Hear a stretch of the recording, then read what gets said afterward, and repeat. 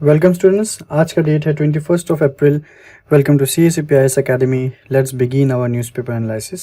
अगर आपको इसे एनालिसिस का PDF चाहिए तो आप हमारे टेलीग्राम चैनल को फॉलो कीजिए @CSEP_Assam, जहां पर इस एनालिसिस के बाद यही PDF वहां पर अपलोड कर दिया जाएगा।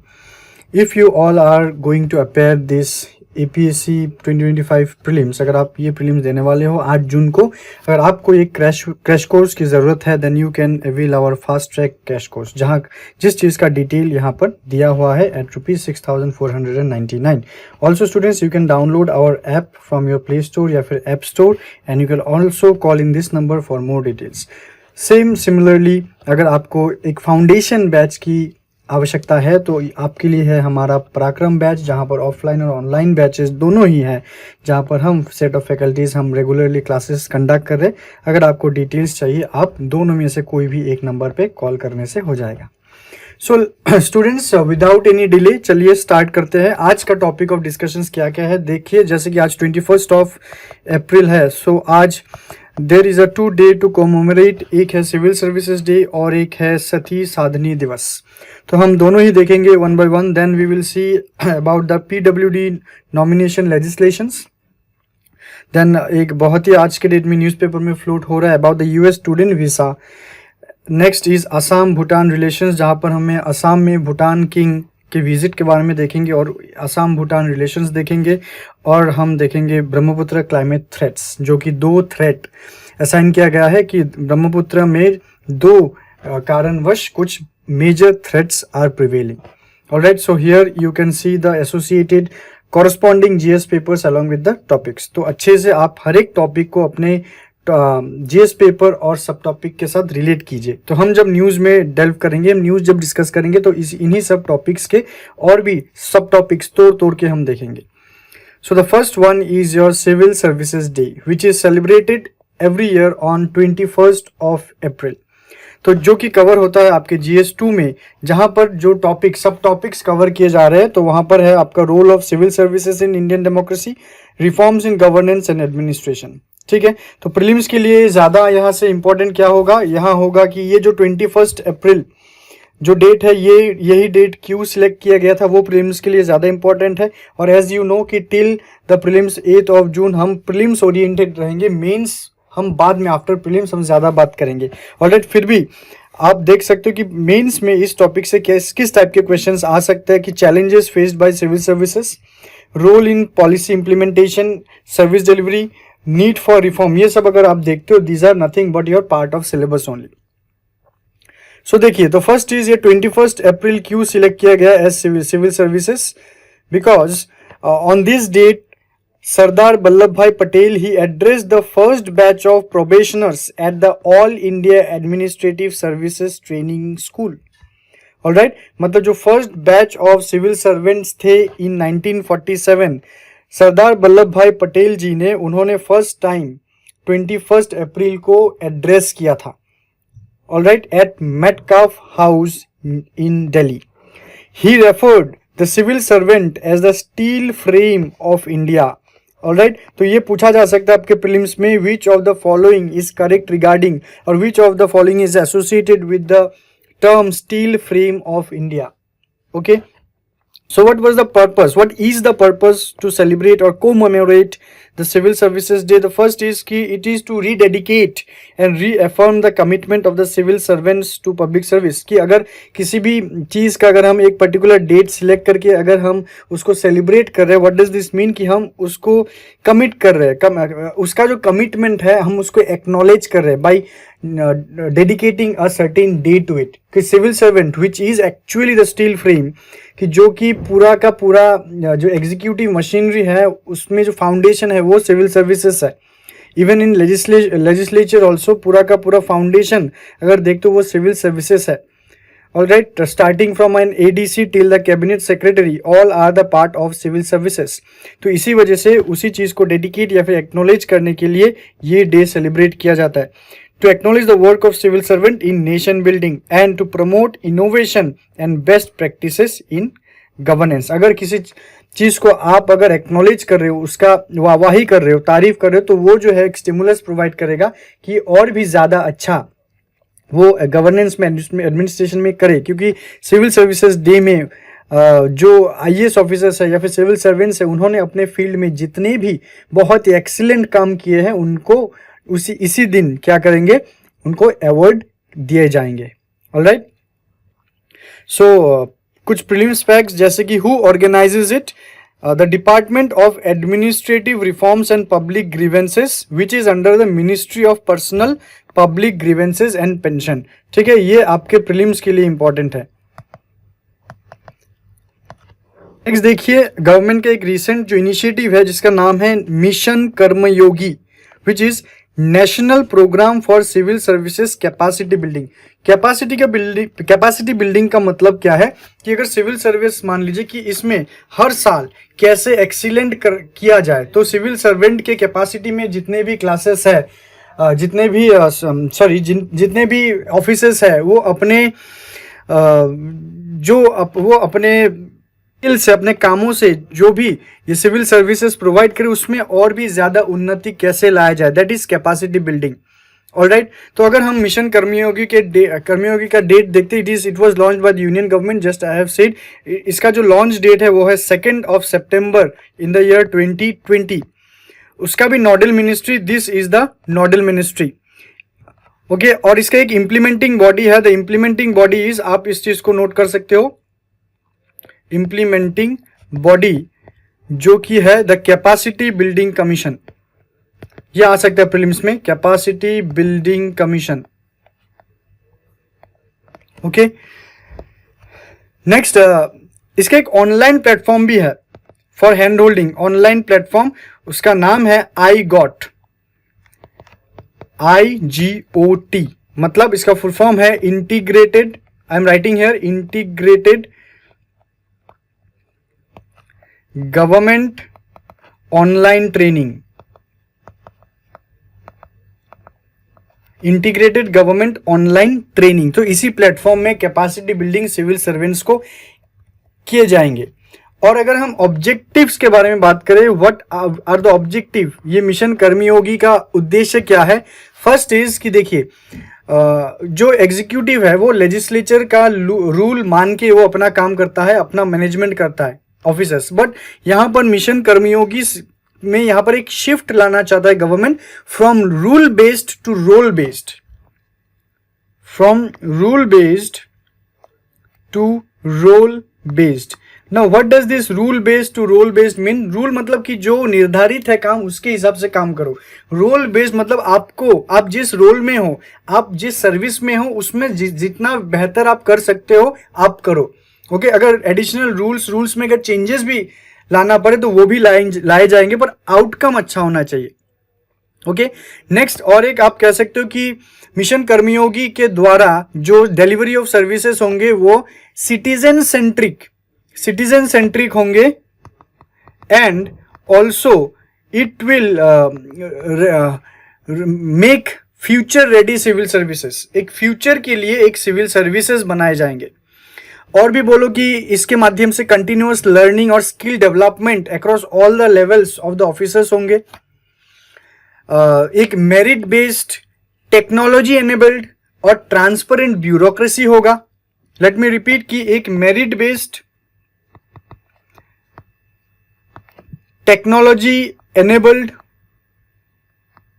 और ट्रांसपेरेंट ब्यूरोक्रेसी होगा, ठीक है, और to promote collaborative governance. So this are the objectives of mission Karmayogi. Okay students, so next is your PWD nomination legislation. So what is the news about? The news is the Tamil Nadu government recently introduced 2 bills in the Legislative Assembly aimed at enhancing political representation for persons with disabilities in local self-government institutions. मतलब जो persons with disability है, मतलब जो दिव्यांग है, उनका role local self governance में, local self government में वो बढ़ाने के लिए 2 बिल लाए गए हैं। ऑलराइट स्टूडेंट्स, आप लोग यहाँ से ये टॉपिक्स अच्छे से देख लीजिए, alright, which will be very very helpful for your preparation for prelims as well as mains. So यहाँ पर गवर्नमेंट ने over 13,000 post across rural and urban local bodies nominate किया है पर्सन विद डिजेबिलिटीज के लिए। ऑलराइट, ये वाला एक बहुत ही एक पाथ ब्रेकिंग न्यूज है कि एक ऐसा बिल लाया गया जहां पंचायत में, म्यूनिसिपैलिटीज में या फिर पंचायती राज इंस्टीट्यूशंस में 13,000 से अधिक पोस्ट पीडब्ल्यूडीज को दिए जाएंगे, पर्सन विथ डिजेबिलिटीज को। तो वो एक्ट दोनों का नाम क्या है ये आपको पूछा जा सकता है। एक है Tamil Nadu urban local bodies act और एक है तमिलनाडु पंचायत एक्ट। ऑलराइट, तो जिसके पास से अगर हम रिप्रेजेंटेशन स्टैटिस्टिक्स देखते हैं, मतलब पोस्ट एनेक्टमेंट, अगर ये दो जो एक्ट है जब ये एनेक्ट हो जाएगा, मतलब उसके ऊपर जब काम चालू होगा, तब हमें तमिलनाडु के अर्बन लोकल बॉडीज में 650 दिव्यांग देखने को मिलेंगे, विलेज पंचायत में 12,913, पंचायत इंस्टीट्यूशंस में 388 और डिस्ट्रिक्ट पंचायत में 37 पीडब्ल्यूडीज देखने को मिलेंगे। तो करंट डेटा अगर आप देखते हो यहाँ पर only 35% with disabilities are part of urban local body. मतलब यहाँ पर जो 650 मिलेंगे उनको दाखिला काम जॉब जो भी बोलो वो मिलेगा, तो करेंटली सिर्फ 35 है, वो इंक्रीज होके होगा 650। So that is a very path breaking news. Next is US student visa decline. तो यहाँ पर न्यूज क्या है स्टूडेंट्स, कि जो यूनाइटेड स्टेट्स है which is actually the top destination of Indian students, कि जहां इंडियन स्टूडेंट्स सबसे ज्यादा अगर पढ़ने के लिए जाते वो यूएस में जाते। ऑलराइट, तो रिसेंटली एक रिपोर्ट में आया है कि यूएस स्टूडेंट्स को जो वीजा इशू किया जाता है, सॉरी मतलब इंडियन नेशनल्स को जो यूएस में पढ़ने के लिए जो वीजा इशू किया जाता है उसमें डिक्लाइन देखने को मिला। तो इसका रीजन क्या है, which actually raised concerns in both the nation. So let's see, अगर हम यहाँ पर टाइप्स ऑफ वीजा देखते हैं, again it is very important for your prelims, जैसे कि पूछा जा सकते हैं विच of the following is correctly matched, F1 visa, M1 visa, J1 visa. तो यहाँ पर है, ये आप अच्छे से स्टडी कर लीजिए। F1 वीजा क्या है, the visa which is given for academic studies. Okay, जो पढ़ने के लिए, जो डिग्री हो, मास्टर्स हो, अलग अलग ब्रांचेस में पढ़ने के लिए जो वीजा दिया जाता है स्टूडेंट्स को, वो है F1 वीजा। M1 वीजा क्या है, फॉर वोकेशनल स्टडीज, कुछ स्किल डेवलपमेंट प्रोग्राम स्टडीज, कुछ डिग्री लेने के लिए नहीं, कुछ सीखने के लिए, तो वो है vocational studies, M1 visa. J1 visa क्या है, फॉर एक्सचेंज प्रोग्राम्स, मतलब ब्रेन सर्कुलेशन बोले कि इंडिया में कुछ हमें ब्रेन चाहिए, बुद्धि चाहिए, इंटेलेक्ट चाहिए लोगों का, तो हम क्या करेंगे, हम लोग एक्सचेंज करेंगे। तो इंडिया से भी जाएंगे स्टूडेंट्स हो या फिर जो स्कॉलर्स है वो जाएंगे, बाहर से भी स्कॉलर्स इंडिया में आएंगे। सो स्कॉलर्स या फिर प्रोफेसर जो एक्सचेंज प्रोग्राम में जाते हैं उस वीजा को कहा जाता है J1 वीजा। स्टूडेंट्स यहाँ पर आप एक टर्म देख सकते हो, एक है ब्रेन ड्रेन और ब्रेन सर्कुलेशन। इसका मतलब क्या है, ब्रेन ड्रेन मतलब कि आप बाहर चले गए हो यूएस में, वहां आपने पढ़ा और वहां ही आपने नौकरी किया। So your education, your skill is benefiting US economy, the US state. आप तो इंडियन हो पर आप बाहर जाके पढ़ाई करके स्किल पाकर आप जो काम कर रहे हो आप बाहर ही कर रहे हो, that is known as brain drain. क्योंकि एज ए इंडियन इंडिया को आपको पढ़ाकर कोई फायदा नहीं हुआ है, ना सोसाइटी को ना ही इकोनॉमी को। ब्रेन सर्कुलेशन क्या है कि अगर आप ये ना करके आप यूएस में जाके एडुकेशन पाके स्किल डेवलपमेंट करके फिर से जब आप इंडिया में वापस आकर उसी एडुकेशन और स्किल को यूज करके आप इंडियन इकोनॉमी को बूस्ट कराओगे, इंडिया के लिए आप कुछ करोगे इंडिया में आकर, उसको कहा जाता है ब्रेन सर्कुलेशन। ड्रेन मतलब एक बार अगर आप बाहर चले गए हो तो वहां ही आप चले गए और वापस नहीं आओगे, इंडिया में कोई भी इकोनॉमिक बेनिफिट नहीं होगा। पर अगर आप बाहर जाके पढ़ के स्किल लेके आप वापस आके इंडिया में काम कर रहे हो विद दैट स्किल, उसको कहा जाएगा ब्रेन सर्कुलेशन। ठीक है, ये दो टर्म आप याद रखिए। ऑलराइट, सो लेट्स सी क्या है। तो न्यूज है कि US consulates in India issued fewer F1 visa, ये वाला एकेडमिक स्टडीज के लिए बहुत ही कम वीजा इशू किया गया है पिछले वर्ष से। तो इसमें की फैक्टर्स जो बताया गया है about for the visa rejections क्या है, द फर्स्ट वन इज जो यूएस काउंसलर ऑफिसर्स है वो बहुत ज्यादा स्ट्रिक्ट बन गए हैं इन वेरिफिकेशन। जो वीजा एप्लीकेंट है जो इंडिया में वापस जाना चाहते हैं उनको बहुत ही ज्यादा रिगोरसली, बहुत ही टफ मैनर में उनको एसेस किया जा रहा है। अगर यूएस काउंसलर ऑफिसर्स अगर वो सेटिस्फाई नहीं होंगे तो वो वीजा कैंसिल कर दिए जाएंगे। ठीक है, इंडिया पोस्ट स्टडीज के बाद इंडिया जो रिटर्न करके जाना चाहते हैं उनका वीजा कैंसिल कर दिया जाएगा। ऑलराइट, या फिर उनको फर्दर रिन्यूअल नहीं मिलेगा।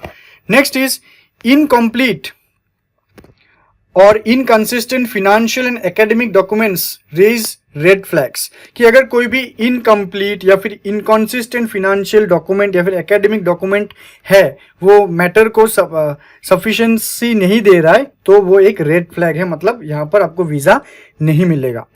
Next, instances of previous students overstaying their visas have led to heightened vigilance, मतलब बहुत से स्टूडेंट्स ऐसे थे जो वीजा एक्सपायर हो जाने के बाद भी ओवरस्टे कर रहे, मतलब उनको उनका पढ़ाई हो गया है कि तो वापस जाओ नहीं, फिर भी वो ज्यादा एक्सटेंड करके वो रह रहे विदाउट अ स्पेसिफिक रीजन। तो इसी वजह से थोड़ा सा सतर्कता बढ़ गया है यूएस का। So these are the reason कि जो इस साल कम वीजा इशू हुए हैं।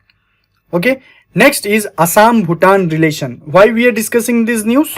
We are discussing this news because of Bhutan's king Jigme Khesar Namgyal Wangchuk. He has visited Assam.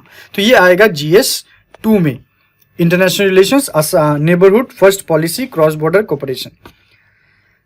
तो क्या है वो, क्यों आए हैं? He came, the king of Bhutan, he came to inspect India's first international multi modal logistics park, alright, और Jogighopa inland waterways terminal. इन दोनों को इंस्पेक्ट करने के लिए भूटान किंग असम में विजिट किए हैं due to strengthen the India Bhutan relations, क्योंकि ये जो प्रोजेक्ट्स है ये आता है आपका BBIN में, बांग्लादेश, भूटान, इंडिया, नेपाल। क्योंकि ये क्या है, ये है लॉजिस्टिक्स इंफ्रास्ट्रक्चर, या फिर इसको आप ट्रांसपोर्टेशन इंफ्रास्ट्रक्चर बोल सकते हो, जो इकोनॉमी को, इंडिया और भूटान इकोनॉमी को स्ट्रेंथन करेगा। तो उसी के, और उसमें भूटान के भी इन्वेस्टमेंट्स है, ये कंट्रीज मिलके ये वाला जो इंफ्रास्ट्रक्चर है डेवलप कर रहे हैं, तो उसी की इंस्पेक्शन के चक्कर में वो आए हैं। ऑलराइट, तो यहाँ पर आपको क्या पढ़ना है, भूटान ज्योग्राफी थोड़ा सा पढ़ लेना आप। Bhutan is a landlocked Himalayan country, कौन से स्टेट्स इंडिया के वो बॉर्डर करते, कितना किलोमीटर का बॉर्डर है, that you have to see. Next, ties are based on 1949 treaty of friendship, तो इंडिया और भूटान का रिलेशन जो है वो 1949 से है। ओके, और 2007 में भूटान को ग्रेटर सोवरेनिटी दिया गया। Bhutan had greater sovereignty, alright, मतलब डिसीजन मेकिंग पावर भूटान का ज्यादा है after 1949। Alright, so Assam Bhutan bilateral relation कैसा होगा, ये रिलेटेड होगा जोगीघोपा, IWT और MMLP, which enhanced regional logistic trade efficiency और रिड्यूस्ड ट्रांसपोर्टेशन कॉस्ट। ठीक है, तो ये याद रखिए, ये वाला बहुत ज्यादा इंपॉर्टेंट है। India's first national multi modal logistic park, part of broader efforts under act east policy and BBIN। Alright, so next is Brahmaputra climate threats. So what is the news? Twin threats reported in this paper. Experts are warning that the downstream areas of the Brahmaputra river basin are confronting threats from two direction. दो दिशाओं में ब्रह्मपुत्र का जो downstream है, मतलब जो ऊपर से नीचे असम में जो एंटर करता है, उसमें कुछ थ्रेट है which came from two directions. Alright, देखिए यहाँ पर ये जो है, ये जो मैप आप देख रहे हो, it is the Hindu Kush Himalayan region, जहां ब्रह्मपुत्र यहां से इमर्ज होके यहां पर एक बेंड लेके वो असम में एंटर करता है, और इसी बेंड का नाम है the great bend, the great U bend. Alright, the first threat क्या है, देखिए, the first threat is climate change and glacial melting, कि due to global warming there is ocean and atmospheric heating which is glacial retreat, मतलब melting, it means glacial melting। तो जब glacial melt होगा तो Brahmaputra basin में क्या होगा, पानी ज्यादा होगा। और डाउनस्ट्रीम कौन सा एरिया है, ये वाला असम में जो एंटर करता है वो डाउनस्ट्रीम है, क्योंकि तिब्बत से, वो चाइना से होकर ग्रेट यू बेंट को यू टर्न लेके वो इंडिया में घुसता है। सो ये होता है हमारा डाउनस्ट्रीम, तो पानी आके तो नीचे आएगा ना, so it will create flood. Alright. Also यहाँ पर जैसे कि हमने एक और न्यूज एनालिसिस में डिस्कस किया था about the dam that is constructed in this very area, that is the great you bent, alright. तो ड्यू टू डैम कंस्ट्रक्शन जो कि द ग्रेट यू बेंट में है इन ईस्टर्न हिमालयन तिब्बत, तो यहाँ पर क्या होगा, अगर यहाँ पर एक मेजर डैम क्रिएट हो जाए तो ज़्यादा पानी यहाँ पर स्टोर होने लगेगा। एक तो है कि जियोपॉलिटिकल इम्प्लीकेशन, स्ट्रेटेजिकल इम्प्लीकेशंस ये होगा, तो चाइना के मर्जी से वो पानी छोड़ेगा या फिर पानी को वो बहने देगा, नहीं देगा, वही है, इधर it will release the water और it will stop the water which will इधर क्रिएट फ्लड इन असम और नॉर्थ ईस्ट, और it will create dry season in Assam और इन नॉर्थ ईस्ट, ऑलराइट। उसके साथ अगर जो ये रीजन है it is very seismic vulnerable region, तो इसमें अगर बड़ा सा बैंड बनाने जाए so it may result into tectonic risk, मतलब यहां पर जो टेक्टोनिक प्लेट है due to tremendous amount of the mass of water, the weight of water, the tectonic plate में submerge which may create a huge earthquake in the region, alright. तो ये है ब्रह्मपुत्र का थ्रेट, एक है अर्थक्वेक वाला threat और एक है फ्लड के लिए एक थ्रेट, ठीक है। सो यहां से आप ये पॉइंट्स को पढ़ लीजिए। सो आप एक बार और देख लीजिए हिंदू कुश हिमालयन रीजन कौन सा है, कौन से वो कंट्रीज को कवर करता है, वो अफगानिस्तान, पाकिस्तान, इंडिया, नेपाल, चाइना, भूटान और Myanmar. So this whole greenish जो आप रीजन देख पा रहे हो that is the Hindu Kush Himalayan region. Next one, Sati Sadhani दिवस की आज और एक दिवस है on 21 of April, that is Sati Sadhani दिवस। तो न्यूज क्या है, the people of Assam celebrate Sati Sadhani दिवस every year on 21 of April with deep respect for the one of the state's remarkable queen who lived in the 16th century. कि 16वीं शताब्दी में एक बहुत ही रिमार्केबल, बहुत ही bold queen of the Sutiya dynasty Sati Sadhani, उनको आज सेलिब्रेट किया जाता है। So you can see here the picture of Sati साधनी। So जहां पर ऑब्जर्व 21 अप्रैल एवरी ईयर किया जाता है to commemorate queen Sati Sadhani of the Sutiya dynasty of 16th century. तो यहां पर आप थोड़ा सा सुतिया किंगडम के बारे में देखिए। It was founded by Birpal in the Sadiya region. The period of flourishing of Sutiya dynasty was 12th to early 16th century, जिसका कैपिटल था Sadiya, and the kingdom declined after the defeat by Ahoms under King Suhumung या फिर दिहिंग्या राजा in 1523, alright। तो these are the facts that you have to remember for your prelims। तो ये जो दिवस है ये बहुत ज़्यादा prelims के लिए बहुत important है। और अगर आप सती साधनी लिगेसी को अगर देखते हो, वो किंग धीर्य नारायण की डॉटर इन लॉ, मतलब she was the daughter in law of king Dhirya Narayan, मतलब बहू था। After the defeat she and her husband king Nitipal, याद रखिएगा उनके हस्बैंड का नाम था king Nitipal, chose to self immolation. Self immolation मतलब अपने आप को त्याग कर देना, शहीद कर देना, मार्टीडॉम ऑन चंद्रगिरी हिल। तो अगेन ये प्रीलिम्स के लिए आपको इंपॉर्टेंट है, कहाँ उन्होंने अपने आप को सेल्फ इमोर्टलाइज किया था, वह है इन चंद्रगिरी, जहां पर उन्होंने अपने डिग्निटी और रॉयल लिगेसी को प्रिजर्व करने के लिए किया था आफ्टर द डिफीट। ओके, तो उन्होंने जब मार्टीडॉम प्राप्त किया, उन्होंने एक स्वॉर्ड अपने साथ, एक शील्ड और एक गोल्डन कैट उनके साथ वो ले गए थे। ऑलराइट, याद रखिए एक गोल्डन कैट।